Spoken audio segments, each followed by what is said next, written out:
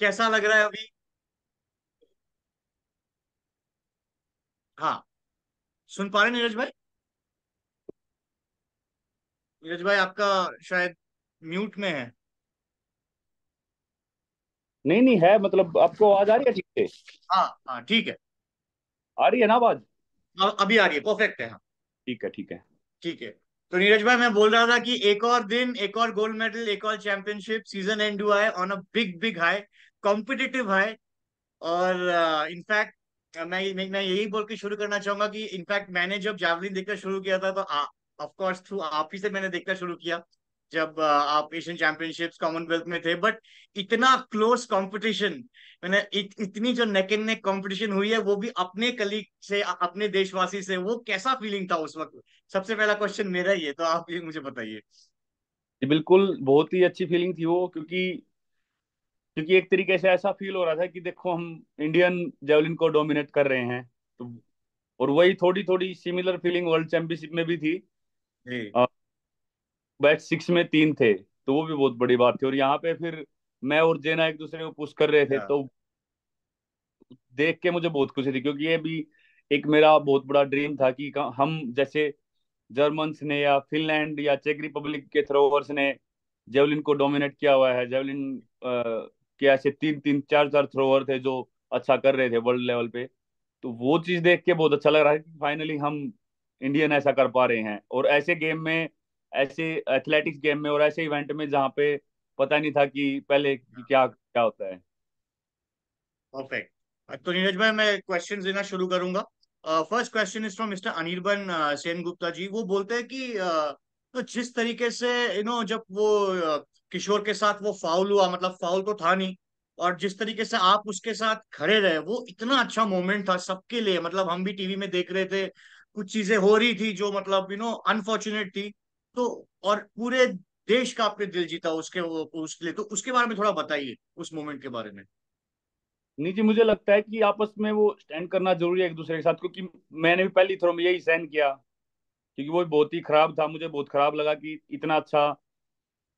इतने अच्छे थ्रो के साथ कंपटीशन ओपन हुआ था, बहुत ही बढ़िया थ्रो थी, और वो बिल्कुल जीरो हो गई। तो फिर जी मेरे साथ जो हुआ, मुझे उसका ही बहुत दुख था और गुस्सा था उस टाइम। और फिर उसके बाद जेना के साथ जो हो रहा था, तो मैं वहां पे गया। वो बोल रही थी कि फाउल है, जेना को भी पता था फाउल नहीं है।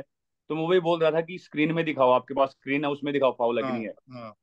बार बार उनसे बात करने के बाद स्क्रीन में देखा, वो फाउल नहीं था, फिर उन्होंने मेजर किया।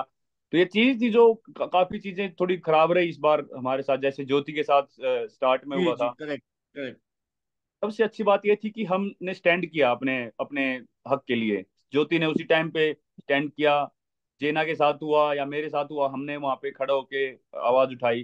तो ये जी। चीजें और बिल्कुल सही थे। तो ये जरूर ऐसे ही धीरे धीरे एग्जैक्टली। मतलब अपने हक की बात को बोलना बहुत मुझे लगता है बिल्कुल जरूर। बिल्कुल। और नीरज भाई, जैसे ये एक मतलब एक वर्ल्ड स्तर का ही कंपटीशन है, एशियन गेम्स मतलब ग्लोबली है। और इतने ऐसे इतने बड़े कंपटीशन में इस लेवल की मतलब रेफरिंग जो हमने देखी है, और स्पेशली मतलब इंडियन कंटिजेंट के साथ, तो मतलब ये थोड़ा सा अनफॉर्चुनेट रहा नहीं काफी? हाँ, मतलब काफी चीजें ऐसी थी कि अच्छा नहीं लग रहा था कि इतने बड़े हाँ कंपटीशन। ऐसी बात नहीं है कि चाइना में पहले बड़े कंपटीशन नहीं हुए, पहले भी ओलंपिक्स हुए हैं, वर्ल्ड चैंपियनशिप हुई हैं, और एशियन गेम्स, सब कुछ मतलब बड़े कॉम्पिटिशन वहां पे हो चुके हैं। तो करेक्ट। ऐसा कहीं ना कहीं अपने आप में अच्छा नहीं था, और मुझे लगता है कि इसके बाद काफी एक इफेक्ट भी पड़ेगा, क्योंकि ये बात ऊपर तक तो गई होगी, क्योंकि वर्ल्ड एथलेटिक्स ने भी तो देखा है। तो ये चीजें होपफुली आगे ना हो। और जी बहुत बहुत मुश्किल होता है एक जोन में जाना एथलीट के लिए, एक बार कि हम कंपटीशन में हैं और अपने आप को सीजन के एंड में, क्योंकि मेरे लिए सीजन का एंड था और इतना इतना लंबा सीजन रहा है, तो स्टेबल रह पाना, क्योंकि एक बार तो काफी इफेक्ट पड़ा था 15-20 मिनट तक उनके साथ बातचीत करने में, और फिर क्योंकि जो वार्म अप किया था पूरा ठंडा हो गया था। तो एक बार हम जोन में चले जाते हैं तो उसके बाद ऐसे इंसिडेंट्स होना वो कहीं ना कहीं फोकस से दूर भी कर सकते हैं। पर करेक्ट। सब अच्छे से रहा, बस नहीं नहीं इस नहीं, बिल्कुल बिल्कुल, सब अच्छे से रहा और आप जीते और किशोर भी जीता। आ, हाँ। और नीरज भाई, अगला सवाल किंगशुक से है। वो पूछ रहे हैं कि आप अपने आप के इस सीजन को ओवरऑल कैसे रेट करेंगे? क्योंकि काफी अच्छा सीजन था आपके लिए पर्सनली, आपने पर्सनल माइलस्टोन भी बहुत अचीव किए, सीजन एंड हुआ है अभी। और ओवरऑल अभी इस साल इंडियन जैवलिन का जो एक स्तर ऊपर गया है, उसके बारे में आप क्या बोलेंगे पूरे सीजन को टोटल में मिला? बिल्कुल जी, पूरे सीजन की अगर मैं बात करूं तो मैं इंडियन जेवलिन की या इंडियन एथलेटिक्स की वजह से बहुत ज्यादा खुश हूं। जिस तरीके से हमने इम्प्रूव किया है और ग्लोबल लेवल पे अच्छा करके दिखाया है, तो बाहर वाले थ्रोअर्स पे भी मानने लगे हैं कि हाँ, कि इंडिया फाइनली उस जगह पे आ गया है, तो उसकी बहुत ज्यादा खुशी है। दूसरी बात, अगर मेरे बारे में बताऊं तो मैं बहुत खुश हूँ मेडल्स में इस बार, क्योंकि वर्ल्ड चैंपियनशिप का टाइटल जीता है, एशियन गेम्स का डिफेंड कर पाया, और काफी अच्छा रहा इस बार सीजन मेरे लिए। पर कहीं ना कहीं डिस्टेंस की वजह से थोड़ा सा ये लगा कि डिस्टेंस मुझे लगता था और अच्छा जा सकता था, पर सबको पता है कि बीच में वो इंजरी हो गई थी, उसका रिहैब, और मेरे दो तीन तीन कंपटीशन मैंने उस टाइम छोड़ने पड़े मुझे, और काफी मुश्किल से धीरे धीरे करके फिर वापसी की। तो वो कहीं ना कहीं पर खुशी इस बात की कि इंजरी के बाद भी ये दो टाइटल मैं जीत पाया, तो इस बात की खुशी है। डिस्टेंस की बात थी, इस बार मैंने स्टार्टिंग में ही बोला था, मुझे वैसे का वैसे याद है कि शायद से 90 मीटर वाला क्वेश्चन खत्म कर देंगे, तो सॉरी, एक बार फिर आपको मौका मिल गया सभी को वही क्वेश्चन बार बार पूछने का अगले साल के लिए। बात नहीं, अगले साल के लिए और मेहनत करेंगे, और कोशिश रहेगी, जैसा मैं बार बार बोलता हूँ कि इंजरी से फ्री रहना है, बस वो चीज है जो एक जेवलिन में बहुत बड़ी दिक्कत करती है, कि हम 100% नहीं दे पाते। हमारा ज्यादा फोकस जो थ्रो की तरफ होना चाहिए खेलते हुए, इंजरी की तरफ ज्यादा रहता है, तो वो कहीं ना कहीं हमारी टेक्निक को और जो हमें एफर्ट लगाना चाहिए उसको कहीं ना कहीं डिस्टर्ब करता है। तो वो फिर रहेगा कि मैं 100% दे पाऊँ इंजरी फ्री रह के। जी। और नीरज भाई, हमने ये भी देखा है कि आपके जो बेस्ट थ्रोज आते हैं वो यूजुअली 1 2 3 में आते हैं, मतलब मोस्टली। बट इस बार जो है फोर्थ में आया, और इतना बढ़िया थ्रो था, तो वो अपने आप में एक अचीवमेंट था। तो वो कैसा फीलिंग था कि मतलब इतना कॉम्पिटिटिव भी चल रहा था, 87 88, तो शायद बहुत ज्यादा मतलब वो मोटिवेशन भी था आपके में, क्योंकि हम देख रहे थे जब आप स्टांस ले रहे थे, जंप कर रहे थे, वो कर रहे थे, तो लग रहा था कि कुछ अच्छा ही आने वाला है। कहीं ना कहीं अगर टेक्निकली आप देखो तो फर्स्ट थ्रो भी बहुत अच्छा था। Exactly, correct correct. फिर 82 दोबारा जब स्टार्ट किया, वो पूरा ही खराब हो गया सिस्टम, पर फर्स्ट थ्रो भी बहुत ही अच्छा था। और काफी दोबारा धीरे धीरे उस जोन में आया। फिर उसके बाद जो वो थ्रो था, वो मुझे लगता है कि कहीं ना कहीं जैना ने मुझे बहुत अच्छे से पुश किया या उस दोबारा से कंपटीशन में, दोबारा उस फोकस में लेके आई वो थ्रो। जब जैना ने अपना पर्सनल बेस्ट किया, तो मुझे भी लगा कि नहीं, हमें और अच्छा करना है। तो वो मैं थैंक यू करता हूँ जेना का भी, कि उसने अपनी पर्सनल बेस्ट के साथ साथ मुझे भी पुश किया, और फिर मैंने यही सोचा कि नहीं नहीं, अच्छा करना है, लास्ट कंपटीशन है, अपना 100% देना है। टेक्निकली इतना अच्छा नहीं था, लेकिन डिस्टेंस वाइज सीजन बेस्ट था, तो वो बहुत अच्छा गया। करेक्ट। नीरज भाई, अगला सवाल है फ्रॉम मिस्टर पार्थ दत्ता। वो पूछते हैं कि बहुत लंबा सीजन था, एंड आप अभी डिजर्व करते हो एक हॉलीडे, एक रेस्ट। वाह, ये कैसे हो गया पता नहीं। कोई नहीं नीरज भाई, टाइम ले लो, नो प्रॉब्लम। एक सेकंड में गेट ओपन कर देता हूँ। No problem, no problem.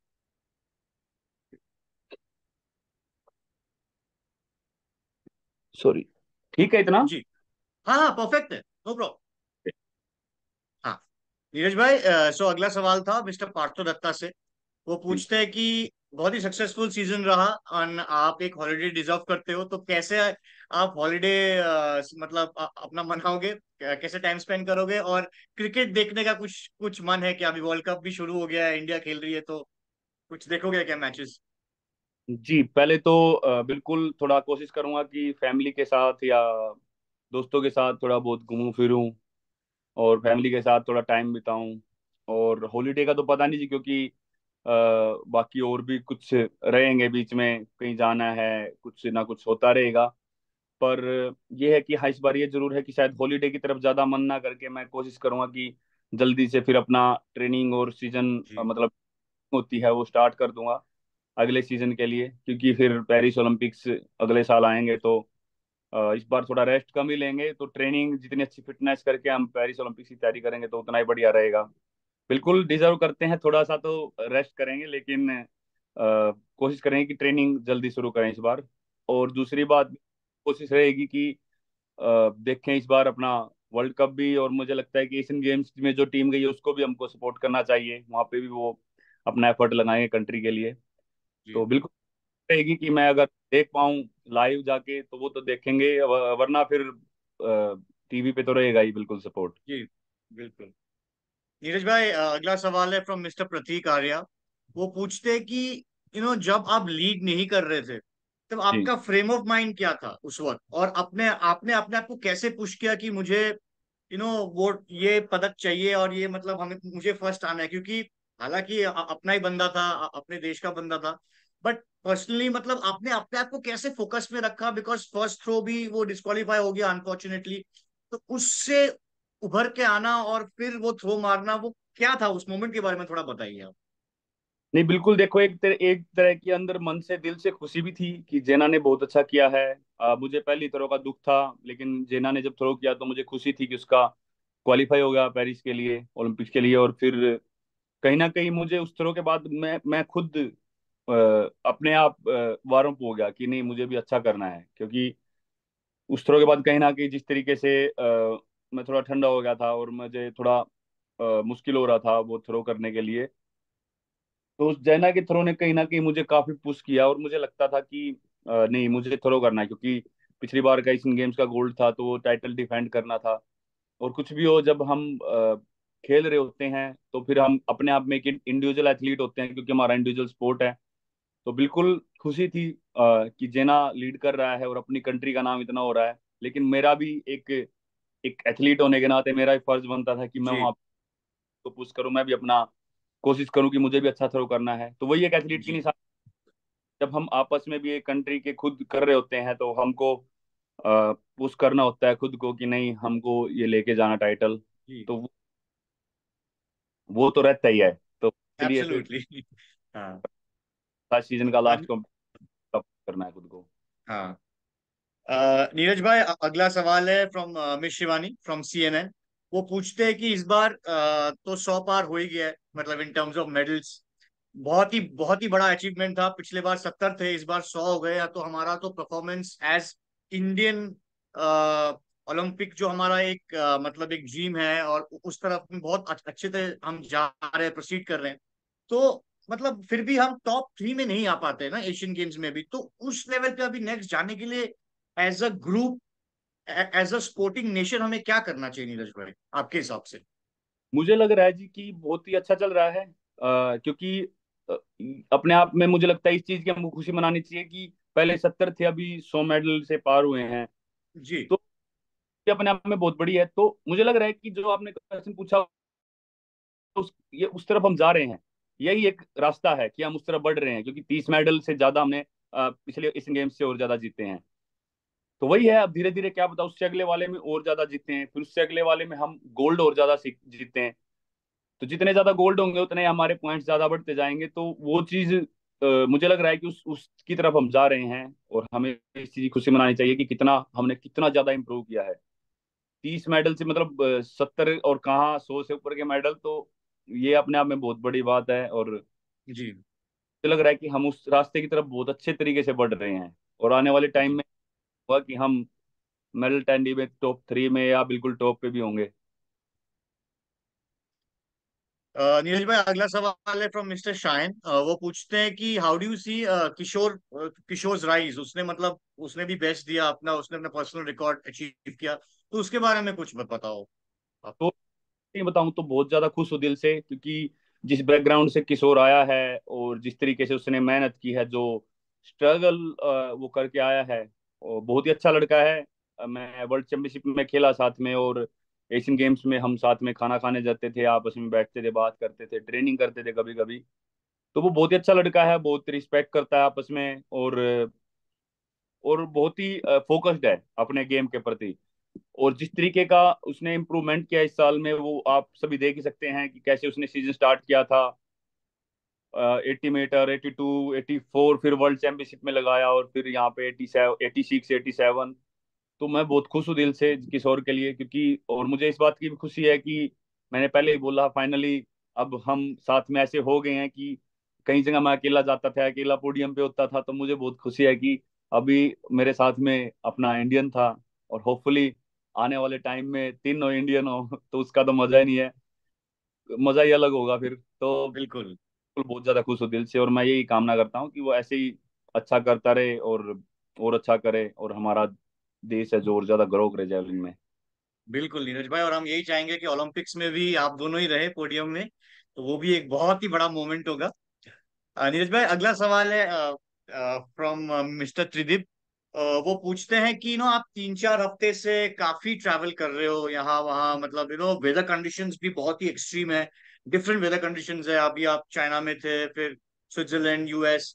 तो वेदर कंडीशंस को कैसे आप मतलब ओवरटेक करते हो, और बिकॉज एक्सट्रीम टेम्परेचर हो जाते हैं, उसको एक्लिमेटाइज कैसे करते हो आप? बिल्कुल जी, थोड़ा ये थोड़ा ज्यादा ही बिजी रहा था ये वाला, क्योंकि हम बुडापेस्ट में गए थे। बुडापेस्ट में क्वालिफिकेशन राउंड खेला, फिर उसके एक दिन छोड़ के उसके बाद फाइनल था, फिर इसके 2-3 दिन छोड़ के फिर ज्यूरिक में था डायमंड लीग, और फिर दोबारा हम ट्रेनिंग पे गए। एक वीक बाद फिर मेरा ट्रैवल था वहां से यूएस के लिए। तो वेदर कंडीशन से भी ज्यादा मुझे लगता है ज्यादा प्रॉब्लम थी ट्रैवल और टाइमिंग की, जो टाइम जो चेंज होते हैं उसके बाद ठीक से टाइम से नींद नहीं आती कई बार, और थोड़ा सा वो चीज़ भी काफी इफेक्ट करती है। तो यूजीन से खेल के फिर मैं वापस यूरोप आया, वहाँ पे थोड़ा ट्रेनिंग, फिर उसके बाद फिर मैं चाइना आया, तो काफी टाइम जोन चेंज हो रहे थे। और इस बार मेरा जो फाइनल डायमंड लीग है यूजीन में, वहाँ पे भी 83-80, तो वो परफॉर्मेंस भी इतनी अच्छी नहीं थी, जिससे मैं खुद ऐसे इतना खुश नहीं था, क्योंकि ज्यादा कंपटीशन ट्रैवल हो गए थे। तो वही है, इस बार वो फील भी किया कि बॉडी है कोई ऐसा, मतलब मशीन की तरह हम इससे काम नहीं ले सकते। वो काफी वो था। और मुझे काफी ये भी लग रहा था कि कैसे एशियन गेम्स में किस तरीके से मुझे करना है, और थोड़ा माइंड सेट यही था कि कोई बात नहीं, यहाँ पे जो भी हुआ इसको भूल के मुझे एशियन गेम्स में पुश करना है खुद को। और उसी चीज से मैं काफी खुश हूँ कि जिस तरीके से इतना ऐसा रिजल्ट रहने के बाद भी मैंने दोबारा सीजन एंड में दोबारा से ऐसी थ्रो की कि सीजन बेस्ट की। तो वो कहीं ना कहीं मुझे ऐसा ऐसा फील हुआ कि अगर मैं फिट होता और अगर मैं बिल्कुल 100% अपना अ, उस चीज पे होता है, टेक्निक पे होता है, तो फिर कितना थ्रो लग सकता है। तो वो मुझे अपने अपने आप में उस चीज को ढूंढना है कि मैं क्या ऐसा कर सकता हूँ, क्या ऐसा माइंडसेट बना सकता हूँ कि मैं अपनी पोटेंशियल तक जा सकूं, क्योंकि मुझे ऐसा लग रहा है कि मैं अभी उससे काफी पीछे हूँ। और कहीं हम्म। ना कहीं चीजों पे काम करना है, हम मेरी टीम को भी उन चीजों पे हम काम करेंगे, कोच है, ईशान है, हम इन चीजों पे काम करेंगे कि जी। हम को दूर कर सकें। बच्चे की आवाज रोने की, सॉरी। नहीं नहीं, कोई नहीं।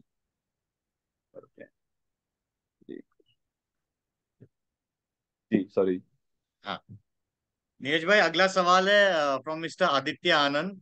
वो पूछते हैं कि नीरज भाई, अभी रिसेंटली कोई वीडियो वायरल हुई थी, 18 साल के एक बच्चे ने 78.54 मीटर का थ्रो मारा था। तो इसको देखते हुए आप हमारे जैवलिन पूल के बारे में क्या बोलना चाहेंगे? ऑफ कोर्स आप तो सबके लिए इंस्पिरेशन हो इन टर्म्स ऑफ जैवलिन या एथलेटिक्स, पूरे एथलेटिक्स में ही। तो ये जो एक एक जो उभर रहा है जैवलिन का सीन, ये भी 18 साल का बच्चा भी मार रहा है 78, तो उसको देख के कैसा लगता है आपको, कि और क्या पूल आने वाली है आगे? बिल्कुल जी, मैंने भी देखा, काफी अच्छा थ्रो किया, और मुझे लगता है कि जो वर्ल्ड जूनियर चैंपियनशिप होगा उसमें पूरा पूरा चांस रहेगा, शायद गोल्ड ही आ जाए, और अच्छी तैयारी करके। और नहीं, ये तो चीज है कि सबसे अच्छी चीज ये, साथ में सीनियर वर्ल्ड चैंपियनशिप में तो अच्छा कर ही रहे हैं, लेकिन जूनियर से भी बहुत अच्छे आ रहे हैं नीचे से। तो वो बहुत अच्छा है कि ऐसा नहीं होगा कि अगर हम जब हम धीरे धीरे डाउन पे जा रहे होंगे, या हमारा ऐसा टाइम आएगा कि हमको शायद अभी हम उतना पीक नहीं कर पा रहे हैं, तो फिर इंडिया का कैसा फ्यूचर रहेगा जेवलिन में। तो इस चीज की बहुत ज्यादा खुशी है कि पीछे से जूनियर ऐसे आ रहे हैं कि वो इस चीज के बारे में सोचने नहीं देंगे शायद, क्योंकि वो इतना अच्छा रिजल्ट दे रहे हैं। तो ये बहुत ही अच्छी बात है। जी। नीरज भाई, अगला सवाल वही एक 90 पे है, तो मैं एक सवाल ले लेता हूँ इसके ऊपर। मिस्टर मिस्टर आदित्य पूछते हैं फ्रॉम वियन। वो पूछते हैं कि इस बार 100 पार तो हो गया मेडल्स में, पर आपका 90 पार तो अगले साल तो डेफिनेटली शायद हो ही जाएगा। तो ये आप मानते हैं? देखो जी, मैं 2018 से मुझे लगता है कि ये पॉसिबल था। 2018 में जब मैंने एशियन गेम्स में 8806 किया, और फिर मुझे थोड़ी इंजरी हो गई थी 2019 में, 20 में मैं अच्छी तैयारी में था ओलंपिक्स के लिए, फिर कोविड की वजह से मैं इंजरी के बाद एक कंपटीशन खेला था, उसमें मैंने ओलंपिक क्वालिफाई कर दिया था। फिर उसके बाद 21 में जब आया, उस टाइम भी बहुत अच्छी तैयारी थी। 22 में भी, इस बार 23 में भी बहुत ही क्लोज, 88 89 के थ्रो मैं इतने करता हूँ, पर पता नहीं वो मैं उस चीज का ही वेट कर रहा हूँ, या मुझे कहीं ना कहीं जो लगता है कि क्या ही मुझे उस चीज के बारे में सोचना पड़ेगा, क्योंकि 90 मीटर की बात ये नहीं है कि नहीं हो सकता, क्योंकि इतना क्लोज लग रहा है तो अच्छी थ्रो निकलेगी। अब तो 90 से और ज्यादा अच्छी हो, 92 93 तक निकलेगी। पर वो चीज क्या है कि हम खुद को फिट रख पाएं और मैं और ज्यादा पुश कर पाऊं कंपटीशन में खुद को, क्योंकि 90 मीटर का सवाल नहीं है। मुझे लगता है कि अब थोड़ा सा जैसे मैं एक जगह पे कंसिस्टेंट हूँ, मेन मेरा फोकस रहेगा कि कैसे मैं 90 क्रॉस करूं और उस जगह पे कंसिस्टेंट रह पाऊं। तो वो चीज मुझे सोचनी है कि पहले वो मार्क क्रॉस तो करना ही है, और फिर किस तरीके से मैं बाकी चीजों में, जैसे लिफ्टिंग करते हैं या हम टेक्निक करते हैं या जंप्स करते हैं, फिजिकल स्ट्रेंथ में कैसे अपने बढ़ा पाऊँ, फिजिकली फिट कैसे करना है खुद को, और उस जगह पे बने रहना है। तो वो इस बार सबसे बड़ा फोकस रहेगा। और बिल्कुल, मैंने पिछले साल भी, इस साल बहुत ज्यादा पुश किया, लेकिन शायद से अगले साल ओलंपिक्स होंगे तो मेंटली हम और ज्यादा स्ट्रोंग होके वापसी करेंगे, और मेंटली और ज्यादा माइंड में ये रहेगा कि ओलंपिक्स हैं तो मुझे और ज्यादा खुद को पुश करने में उसमें हेल्प मिलेगी। तो बिल्कुल अगले साल शायद से जो अभी तक चीज थी और मैंने इन सालों में सीखी, तो अगले साल मैं उस चीज पे काम करूंगा और बिल्कुल अच्छी वापसी करेंगे। जी जी नीरज भाई। नीरज भाई, अगला सवाल है फ्रॉम ऋत्विक, HT से। वो पूछते हैं कि अगर आप अपने सीजन को वापस एक बार इन रेट्रोस्पेक्ट देखो, तो आप आप पर्सनली किस चीज से सबसे ज्यादा सेटिस्फाइड हो अपने परफॉर्मेंस के ऊपर और सीजन के ऊपर, एंड लुकिंग अहेड, और कौन से एस्पेक्ट्स पे आप ज्यादा ध्यान दोगे? जी, मैं सेटिस्फाइड हूँ वर्ल्ड चैंपियनशिप टाइटल से हूँ क्योंकि वो एक टाइटल ऐसा था मुझे कि पता था शायद, वो बोलोगे, हाँ। और जो चीज है जिस चीज से मुझे लग रहा है कि इस बार मैं डिस्टेंस वाइज थोड़ा सा वो रहा। पिछले साल 3 थ्रो मैंने 89 प्लस किए थे, 3 बार 3 कॉम्पिटिशन्स में, और 2 बार नेशनल रिकॉर्ड ब्रेक किया था। इस बार कहीं ना कहीं थ्रो वाइज देखें तो कंसिस्टेंट तो रही, 88 प्लस की काफी थ्रोज रही, लेकिन 89 मीटर तक या जो